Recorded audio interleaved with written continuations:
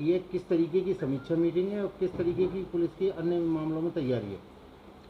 समीक्षा मीटिंग मैं सर्कलवार कर रहा हूँ। एडीजी जोन साहब एडिशनल एसपीज़ की समीक्षा कर रहे हैं और डिप्टी एसपीज़ सीओ जिनको कहते हैं उनकी समीक्षा मेरे स्तर पे की जा रही है। पूरे आगरा रेंज में एक एक करके सभी सर्कल्स की समीक्षा होनी है।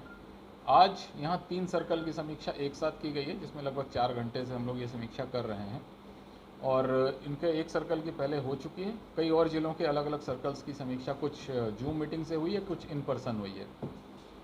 जो चीज़ें देखी जा रही हैं वो वांछित अपराधियों की गिरफ्तारी, विवेचनाओं का निस्तारण, पुरस्कार घोषित अपराधियों की गिरफ्तारी, गैंगस्टर में कार्रवाई, गैंगस्टर में संपत्ति जब्ती की कार्रवाई, नए गैंग रजिस्ट्रेशन कराना, जो हिस्ट्री शीटर्स या पुराने गैंग मेंबर्स की डेथ हो चुकी है उनको हटाना, डिलिस्ट करना, एक्टिव क्रिमिनल्स के खिलाफ कार्रवाई करना जो सक्रिय अपराधी हैं, और चोरी और लूटे गए वाहनों की बरामदगी करना, अनावरण के लिए जो शेष केसेस हैं उनके अनावरण करना, उसके गिरफ्तारियां कराना, SC/ST के पॉक्सो के केसेस को प्राथमिकता पर डिस्पोजल कराना और मुकदमों में गिरफ्तारियां कराना, प्लस जो हमारे जांचें हैं, विवेचनाएं हैं और ये विभागीय कार्रवाइयां हैं, प्रारंभिक जांचें हैं, इनको निस्तारित करना, शासन से लेकर नीचे स्तर तक की सभी जांचें और IGRS CM पोर्टल की जांचों का डिस्पोजल करना, ये हमारे फोकस थे।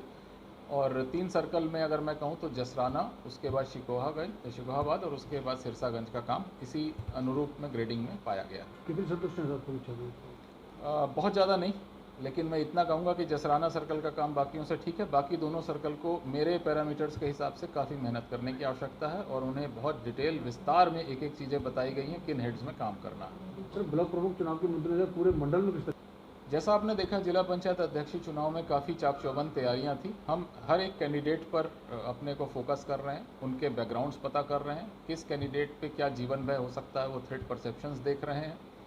साथ ही किसी प्रकार की दुर्घटना ना हो इसके लिए व्यवस्थाएं की जा रही हैं। कोविड गाइडलाइंस के पालन के साथ ही सुरक्षा व्यवस्थाएं, ट्रैफिक व्यवस्थाएं और बैरिकेटिंग, डबल बैरिकेटिंग कराना, वाहनों को कहां पर रोकना है, आवागमन के लिए क्या चेकिंग होगी, धारा 144 का अनुपालन, 188 IPC के उल्लंघन पे कार्रवाई, चालान, शमन, इन सब चीज़ों को लेकर हमने अपने एक फुल प्रूफ कोशिश की है व्यवस्था बनाने की।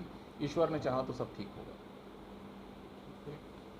चलेंगे और क्या व्यवस्था रहेगी? सबसे पहले तो मैं सभी ज़िले के SSPs को धन्यवाद दूंगा कि उन्होंने ऑपरेशन प्रहार को बहुत सक्सेसफुल बनाया और अब 2 ऑपरेशन इस महीने के लिए छांटे गए हैं। एक ऑपरेशन शिकंजा है जिसमें अपराधियों पर पुलिस की मजबूत पकड़ बनाने के लिए इनामी अपराधी, गैंगस्टर, वांछित अपराधी, इंपॉर्टेंट केसेस के वांछित अपराधी, नए गैंग रजिस्ट्रेशन कराना और इनकी गिरफ्तारियां करना, इनकी संपत्ति जब्त कराना, इनकी हिस्ट्री शीट्स खोलना, इन सब चीज़ों पर हम ऑपरेशन शिकंजा चला रहे हैं जिसमें अपराधियों को बिल्कुल सांस लेना कठिन कर दे पुलिस, इतनी कठोर कार्रवाई अपेक्षित है।